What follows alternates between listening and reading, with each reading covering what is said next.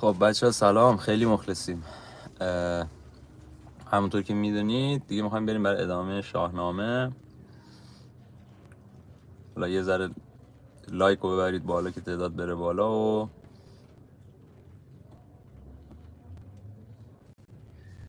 که بریم برای شاهنامه.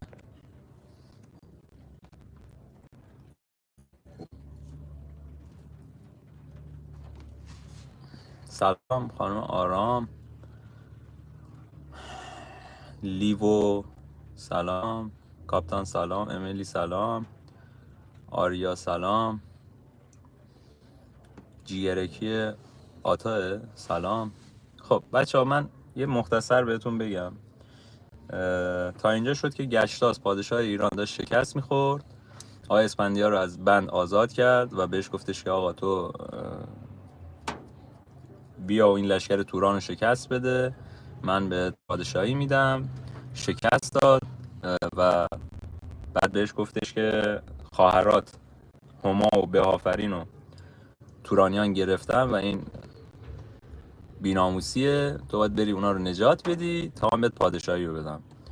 که رسیدیم به اینجا. اگرم تازه اومدین تو لایو میتونین لایوهای قبلی رو بریم ببینین که داستان دستتون بیاد. الان هم به اینجا رسیدیم که اسفندیار یه لشکری رو فراهم کرده که بره به سمت دژ توران و اونجا بتونه خواهراشو نجات بده و شکست بده ارجاسپ رو. همونطوری هم که دیدیم گهرم و ارجاسپ فرار کردن به سمت توران و رفتن تو اون دژ که بهش میگن چی بود؟ رویندژ. آره، رفتن تو رویندژ قایم شدن و اگه یادتون باشه یه آقایی به اسم گرگاس یه هم چیزی اسیر شده بود توی جنگ ایران توران و اسفندیار گفت اینو نکشید، من با این کار دارم. و اون اسیر رو اسفندیار قبل شروع ماجرا اسیر رو میاره و بهش جام شراب میده. یه چند تا بهش جام شراب میده، اینو مست میکنه و بعد یه جوری میخواد از زیر زبونش حرف بکشه دیگه. و بهش میگه آقا خب الان بهم بگو دیگه، بگو این راه این دژ از کدوم طرفه. که آقای گرگاس برمیگرده میگه آقا 3 تا راه هست. یه راهش 3 ماه طول میکشه، راهش خیلی خوبه، پر از آب و علفه، پر از شهره، هیچ مشکلی نداره، ولی 3 ماه طول میکشه. یه راهش از 2 ماه طول میکشه، یه ذره سخت‌تره. و یک راه خیلی سریع‌تر داره که خیلی سخته. میگه اون چه راهیه؟ میگه یه راهی که 7 روز طول میکشه و توی این راه پر از جادوگر و اژدها و دیو و چیزهای مختلفه که تو فکر نکنم اون راه رو بتونی بری. که اسفندیار قبول میکنه که از این راه بره و پهلوانا رو جمع میکنه، یا من اینوری میخوام برم. یه آقایی به اسم پژیون اگه اشتباه نکنم که داداش ناهنی آقای اسفندیار بودم همراهشون میره. اینا که دارن این راه رو میرن، دوباره این آقای گرگاس رو میاره میگه که آقا به شراب بدید، یه ذره مستش کنید ببینیم آقا این تو این راه چی قراره ما ببینیم. بهش شراب میده و اسفندیار خیلی آدم باهوشی بوده و همینجوری که میریم جلو با هم دیگه شباهت ها و اون چیزی که بهتون گفتم اسفندیار چقدر شبیه رستمه، این هفخان چقدر شبیه هفخان رستمه و با هم دیگه میریم جلو و با هم دیگه اون نشونه ها رو با هم دیگه میبینیم. که برمیگرده به گرگاس میگه آقا این الان داریم میریم چی قراره ببینیم اولین بار. که گرگاس تو حالت مستی برمیگرده میگه آقا اونجا گرگی 2 تا گرگ هست که شاخ دارن و خیلی هم درشتن و فکر نکنم تو بتونی اینا رو شکست بدی، تا گرگ خیلی وحشی ان. اینا میرن به اون دشت گرگا میرسن. آقای اسفندیار این پژیورد رو حالا داداشش رو میکشه کنار و بهش میگه که آقا شما نیاین، بذارید من برم، چون اگه من قرار باشه مثلا شکست بخورم یه نفر باید این پادشاهی رو، این سکان این لشکر رو به دست بگیره، پس تو بمون با لشکر، بذار من برم، اگه شکست دادم که هیچ، اگه شکست ندادم دیگه خودت میدونی. که اسفندیار میره داخل جنگل و اون دوتا گرگ رو میبینه، باشون مبارزه میکنه و دوتا رو شکست میده. از اونجایی که این دوتا رو شکست میده و خبر میرسه به پژیون و اینا میان ببینن آقا این چی شده داستان، میبینن که اسفندیار داره خدای خودش رو شکر میکنه و میگه که پروردگارا من نکشتم اینا، تو یه زوری به من دادی و من اینا رو شکست دادم و دمت هم گرم و از این داستانا.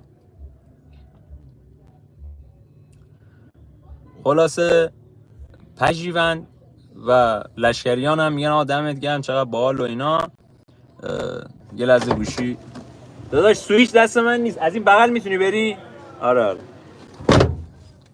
دیگه حوصله نداشتم واقعا جابجا کنم.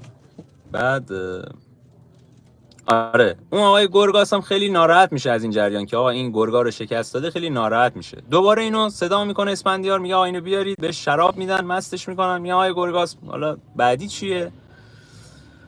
میگه که آقا تو اینو شکست دادی، حالا اب نداره دمت هم گرم، ولی بعدی میرسی به دشت شیرها که دو تا شیر خیلی قوی اونجان و اون شیرها خیلی قدرتمندن این داستانا.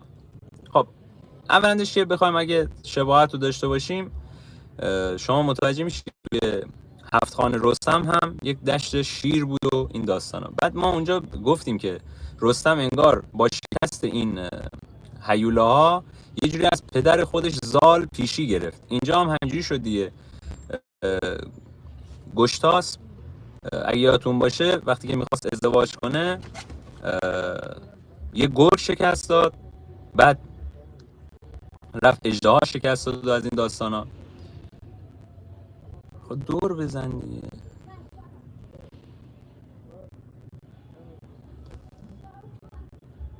یه لحظه واسه این بنده خدا این رد میشه بزن.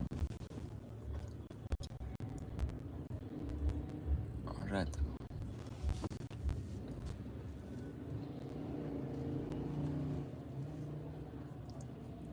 آره که میگه شیر رو این داستانا.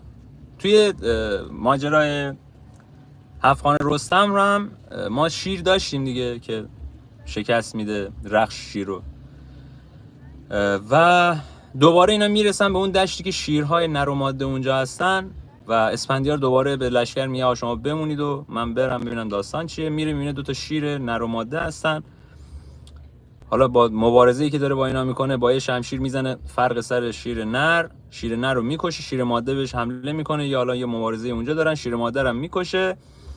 بعد دوباره خدای خودش رو سپاس میگه، شروع میکنه به شکرگزاری. پژیوند و گرگاس اینا همه خبردار میشن، میان دوباره بهش افتخار میکنن، میگن دمت گرم یه همچین شیری تو کشتی، کار هر کسی نیست و این داستانا. که گرگاس دوباره اونجا ناراحت میشه.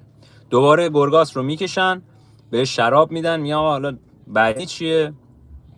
ما حالا بریم بعدی چی میخواد پیش بیاد.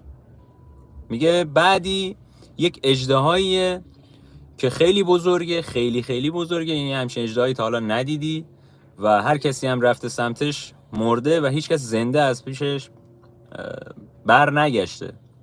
اگه یادتون باشه توی رستم هفت خان رستم هم یه اژدهایی بود که شکستش داد. ولی حالا یه نکته رو قبل از این داستان اینکه به اژدها برسیم بگم، خیلی‌ها میگن که آقا هفت خان اسفندیار قبل از هفت خان رستم نوشته شده بوده. حالا ما که هیچ چیز تاریخی نداریم، ولی اون پژوهشگرا و اون شاهنامه خانها معتقدن که هفت خان اسفندیار قبل هفت خان رستم نوشته شده. حالا دلیلش چیه؟ میگن توی هفت خان رستم خیلی پخته نبوده داستان، یعنی یه جورایی انگار اینو دیدن، خب هفت خان اسفندیار رو دیدن و اونجا پیادهش کردن، یه چیز توی این مایا شباهت داشته. خب و یه نکته‌ای هم که هست اینه که توی هفت خان رستم هیچ جا فردوسی اعلام نکرده که این هفت خانه، ولی توی هفت خان اسفندیار بارها اینو تاکید کرده که هفت خان داره، هفت خانو میره، خان چندمه، خان پنجمه، خان سومه. ولی توی رستم ما این جریان نداشتیم. رستم همجوری هر دنبیلی رفته بوده و حالا از بد روزگار یا خوب روزگار اونم 7 تا اتفاق پشت سر گذاشته که خیلی‌ها رو خودش هم دخل و تصرفی توش نداشته، مثلا رخش یکی از خانها رو گذرون بوده و کشته بوده اون شیر رو. و یه جورایی اسفندیار پخته تره داستانش نسبت به رستم. حالا اگه خودتون بعد برید بخونید با جزئیات خیلی بیشتر متوجه میشید که من چی میگم. بگذاریم این شیر رو که شکست داده داره میره برای اژدها، که گرگاس میگه آقا این اژدها رو دیگه بیخیال شو، اژدها میزنه تو رو پاره میکنه، نرو به سمت اژدها، همینجا هم که تا اینجا اومدی خدا رو شکر کن، برگرد از اون راه 2 ماهه بریم. و اسفندیار میگه حالا که اینجوری شد من اینو میرم، تو هم هیچ کاری نمیتونی بکنی، حالا واسه نگاه بکن. دستور میده به یک نجار، نجارا رو صدا میکنه، بهشون دستور میده که یک جعبه ای بسازن. حالا ما اسمش رو جعبه داریم، ولی این جعبه انقدر بزرگ بوده که اسب‌ها داخلش میتونستن جا بشن و حالا سربازها هم اون تو میتونستن جا بشن. یعنی یک جعبه خیلی بزرگی ساختن که اسب‌ها اون تو بتونن راه برن. یه جورایی مثلا مثل چی بهتون بگم، اون آشیل بود، اون اسب تروا، آره یه چیز مثل اسب تروا فکر کن. ولی خب یک جعبه بوده که اسب‌ها و سربازها اون تو بودن، این اسفندیار و پژیورد و اون گرگاس من حضور داشتن و اینا میرن به دل این اژدها. وقتی که این جعبه رو میسازن یه ذره تستش میکنن که آقا این راه میره، باش ادامه مسیر رو میرسن به همین اژدها. اژدها که این جعبه رو میبینه شروع میکنه به خوردن این جعبه. وقتی که این جعبه رو میخوره فقط یه فرقی داشته، این جعبه پر از تیغ و خنجر و اینا بوده، اینجوری خنجرها رو ازش زده بودن بیرون، یه چیز تو مایه خارپشت. یه خارپشت رو تصور کن، یه عده اون تو هن. این اژدهایی که این جعبه رو میبلعه، این خارها میرن توی دهنش و نمیتونه دیگه اینو تف کنه بیرون. چرا؟ چون این خارها شبیه این ماهی، دیدی ماهیگیری، قلاب ماهیگیری، میره و داخل گوشت گیر میکنه. این اژدها هم نمیتونه هیچ کاری بکنه که اسفندیار میزنه بیرون از جعبه و میره تو دل اژدها و با شمشیر اژدها رو میکشه. این نفس اژدها که انقدر سمی بوده، نفس اژدها باعث میشه که اسفندیار یه ذره بیحال بشه و حالت بیهوشی وقتی که اینو میکشه و میفته زمین. اسفندیار از دهن اژدها که میاد بیرون بیهوش میشه و همه فکر میکنن وای اسفندیار مرد. گرگاس من فکر میکنم اسفندیار مرده، خیلی خوشحاله، همه میرن سمت اسفندیار و اسفندیار برمیگرده میگه آقا من بیهوش شدم، چیز خاصی نیست، نگران نباشید. یه نکته دیگه ای هم که هست، حالا جلوتر بهش میرسیم، در مورد رویینتنی اسفندیار. پس خان سوم هم اژدها بود که گذر کرد ازش. خان چهارم وقتی که به گرگاس دوباره شراب میدن و اینو میارن دوباره بهش شرابی بهش میدن، مستش میکنن، بهش میگن خان چهارم چی، الان ما با چی قرار مواجه بشیم؟ گفت خان چهارم سیمرغه، یک پرنده بزرگی که هیچ کس یارای مقابله با اونو نداره. ببخشید خان چهارم چیز بوده، جادوگر بوده، دقیقاً مثل رستم. رستم هم خان چهارمش جادوگری بوده که یه جا مخفی شده بوده و آدم میکشته و بهش میگه که این جادوگرا رو هیچکی تا حالا ندیده، سحر و جادوش خیلی قویه و هر کسی هم بره سمتش میکشتش.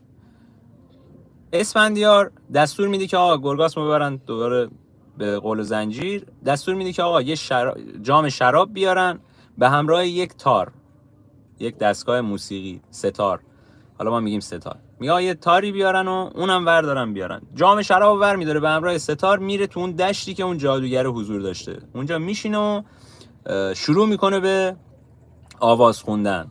آواز خوندنش هم اینجوری بودی که آقا من تنها هم و هیچ خانوم زیبایی توی این دشت نیست و همیشه الان مثلا همه پیش زن و بچه شون هم من اینجا دارم اژدها میکشم، این چه بخت و اقبالیه، این چه الکی، اینا همه بوزبازی اسفندیاره. به خاطر میگم اسفندیار یه آدم پخته تره نسبت به رستم. رستم بعد از 7 خان خودش تبدیل میشه به یک پهلوان قوی، ولی اسفندیار قبلا خیلی کارهای بزرگتر کرده و اینجا پخته تره و خیلی جا افتاده تره اسفندیار. از پدر خودش هم که گذر کرده، یعنی رفته هم اژدها کشته، هم گرگ کشته، هم شیر کشته.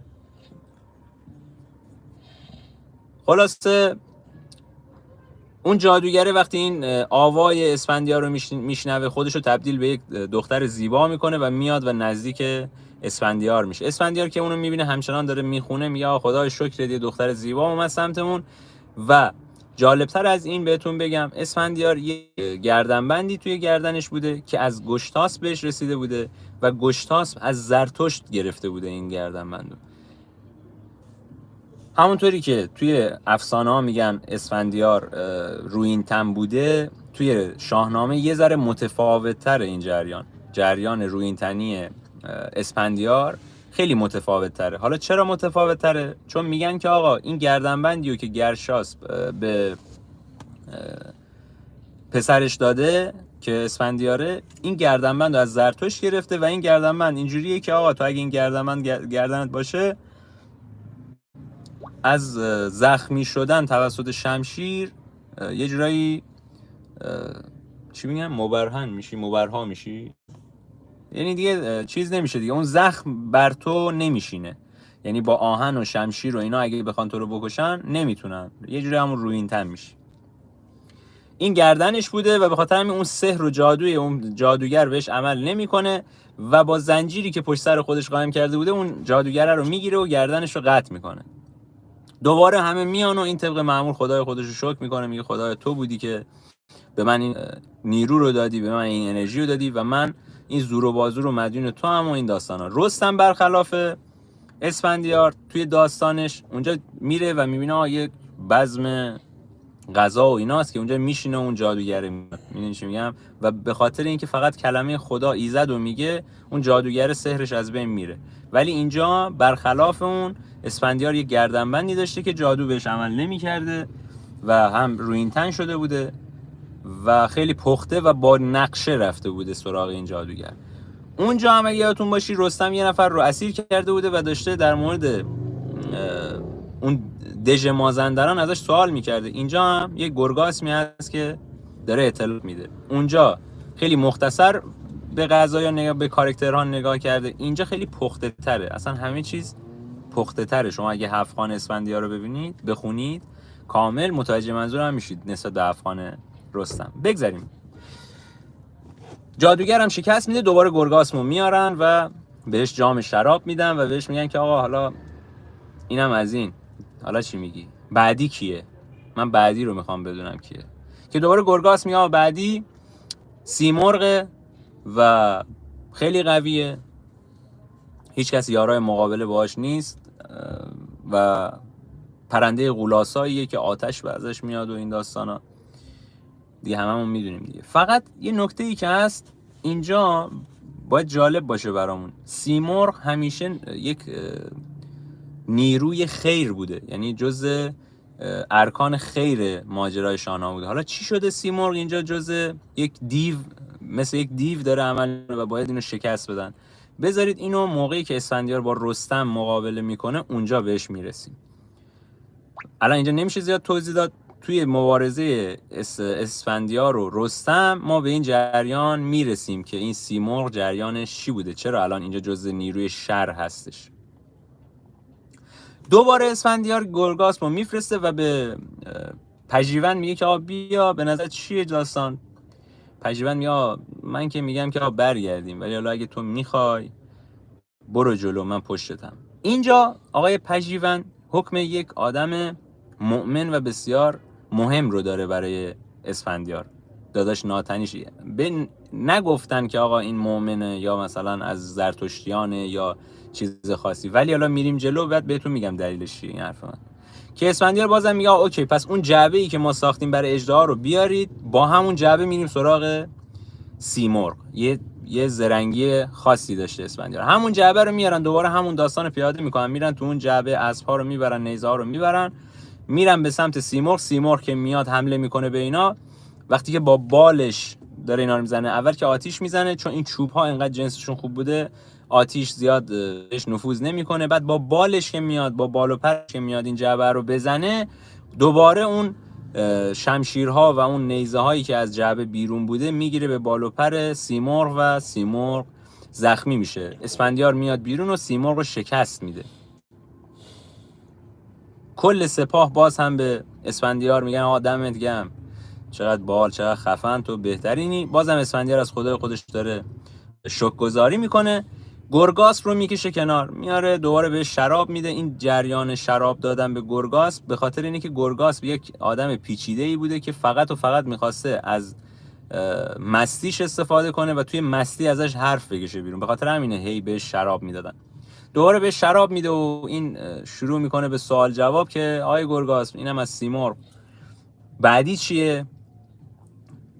که بعد میگه که بعدی یک بیابان علفیه که خورشید انگار 1 متریته، هیچ چیزی اونجا توی اون بیابان نیست و قراره که سرما و گرمای شدید رو تجربه کنید. به نظر من این دیگه آخریه، اینو دیگه نرید. پس خانه ششم سرما و گرمای بسیار شدیده. و میگه که آقا اگه بخواید اونم رد کنید، تازه میرسید به دژ روین دژ که اونجا دورش خندقی هست، خب دریاچه‌ای هست که با کشتی میرن تا اون دژ. تازه اگه شما اونجا رو محاصره کنید، توی اون دژ هم باغ هست، هم محل کشاورزی هست، هم آب هست، همه چی هست. یعنی اونا سالیان سال میتونن تو اون دژ زندگی کنن. پس فکر نکن آقا تو اینو رد کنی تازه میرسی به دژی که قابل نفوذ نخواهد بود. دیوارهای اون دژ انقدر بلنده که تو حتی نمیتونی تصورشو بکنی، از ابرها گذر کرده. که اسفندیار باز هم میگه که آقا مشکلی نیست و من میخوام برم. گرگاسمو که رد میکنه بره، یو پهلوانا میان میگن آقای اسفندیار دیگه شورشو در آوردی یا دیگه، ما اومدیم جنگ کنیم، نیومدیم با آفتاب و گرما و سرما بجنگیم. این دیگه جنگیدنی نیست، این ما رو از پا در میاره و فلان، بهتره که ما برگردیم. اونجا اسفندیار خیلی عصبانی میشه، داد میزنه، میگه شیمی داره نداره، مردک مزبزب، خاموش ملاین، اصلا نمیخواد هیچ کدومتون بیاد. من پسرمو میبرم، یه دونه داداشمو میبرم، به لشکرم نیاز ندارم، من خودم با اینا میرم فلان اینا. شما مثلا ایرانی هستید، مثلا پهلوانید، شما به همین راحتی دارید جا میزنید، برید آقا برید، من خودم تنهایی میرم. ما مثلا از نژاد برتریم و این داستانا. یه ذره اینجوری سرشون داد میزنه. اون پهلوانا با خودشون میگن که آقا نه آقا، ما جان نثار توییم، ما میایم، اصلا برامون مهم نیست و مشکلی نداره آقا، بریم بزنیم به چاک جاده، بریم ببینیم اوضاع در چه حاله. آقا اینا میرن، میرسن به یک بیابانی، بیابان که نه، میرسن به یک دری که میبینن برف شدید داره میاد و خیلی برف زیادیه، سرما خیلی زیاده. مجبور میشن 2 روز 3 روز اونجا گیر میکنن، مجبور میشن اونجا بمونن. که پژیورد برمیگرده بهش میگه که این اسفندیار به پژیورد میگه آقا بهتره که دعا کنیم، دست به دعا ببریم، ایزد شاید مثلا یه عفی به ما بده و بذاره ما این مرحله رو رد کنیم. برو با سربازا دعا کن، تو پاکی، تو منزهی، من تو دلت پاکتره. اینجا به خاطر همین میگم که پژیورد یه ذره حالت مقدس تر داشته. پژیورد میره به سپاهیان میگه بیا دست به دعا کنیم. این داستانا شروع میکنن به دعا کردن که حالا ایزد و خداوند براشون یک راهی رو باز میکنه. یه چند ساعتی این ابرها کنار میرن، اینا از دل این سرما گذر میکنن. از دل سرما که گذر میکنن، پژیورد و اسفندیار به سپاهیان میگن آقا هر چیزی دارید و اینجا بذارید، یعنی دیگه با خودمون بار اضافی نه، چون قراره بریم توی گرمای شدید. طبق حرف گرگاس الان دیگه داریم میریم تو گرمای شدید. این بیابان علف، هر چی ما بارمون سبکتر بشه راحت‌تر ازش عبور میکنیم، اصلا معلوم نیست تا کجا میخوایم بریم. و نگران این چیزم نباشید، این پول و ثروتی که دارید اینجا میذارید نگرانش نباشید، چون ما اگه اون دژو تصرف کنیم پر از ثروته و اون ثروت مال شماست، من چیزی ازش نمیخوام. که پهلوانا قبول میکنن، یه سری از وسایلشون رو میذارن و راهی این بیابان میشن. میرن جلو، میبینن که خبری نیست، گرمای شدیدی نیست، این بهار هوا. که بعد یه پرنده‌ای میبینن که حالا تو شاهنامه معنیش یه جور سومایه‌های لکلکه. یه پرنده‌ای میبینن، پژیورد میاد به اسفندیار میگه به نظرت اینجا بیابان علفه؟ اگه بیابان علفه، این پرنده اینجا چیکار میکنه؟ دی پرنده‌ای نباید باشه که. میان گرگاسمو صدا میکنن، میگه آقای گرگاس تو که گفتی اینجا پرنده‌ای نیست و این داستانا، چیز بیابان علفه، آب نمیبینی؟ گفت آقا جلوتر چرا رودخونه است ولی دریاه انقدر شوره که فقط پرنده ها، بازم داشت دروغ میگه که فقط پرنده ها میتونن ازش استفاده کنن و این داستانا، آب برای شما نیست. که اینا دوباره به مسیرشون ادامه میدن و میبینن که یک رودخونه ای اون وسط جریان داره. این لشکر جلوی سپاه وارد این آب که میشن، جریان آب و عمق آب اینقدر زیاد بوده که داشتش لشکریانو میبرده، اینا همه رو میکشن بالا، دوباره گرگاس رو میکشن. یا مردک تو کلا دروغ گفتی به ما اینجا، تا اینجا که به ما راست گفتی. این چیه جریانش؟ این که آب آشامیدنیه، این که اینقدر چی میگن سریع و پر عمقه. که اونجا گرگاس چهره خودش رو میکنه، میگه تو فکر کردی چی منو مثلا چیز کردی، انتظار داری بهت راست بگم؟ نه عزیز من، این اینجوری هم نیست، من میخواستم تو شکست بخوری و این داستانا. اسفندیار نسبت رستم این خوبیو داشت. رستم اگه یادتون باشه اونجا یه دونه دشتبانی اومد بهش گفت اینجا چرا خوابیدی، بلند شد گوشاشو کن، خیلی سریع ریاکشن نشون میداد. ولی اسفندیار سنجیده‌تر، عاقلانه‌تر و هوشمندانه‌تر میره جلو. اسفندیار برمیگرده میگه باشه آقا، تو واقعا فکر کردی که من میخوام تو رو بکشم؟ نه، از این داستانا نیست، من از اینجا عبور کردیم، این پادشاهی اونجا رو میدم به تو نگران این چیزا نباش.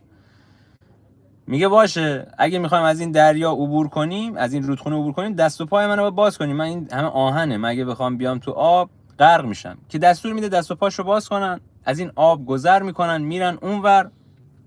قبل رسیدن به دژ رویندژ دوباره اسفندیار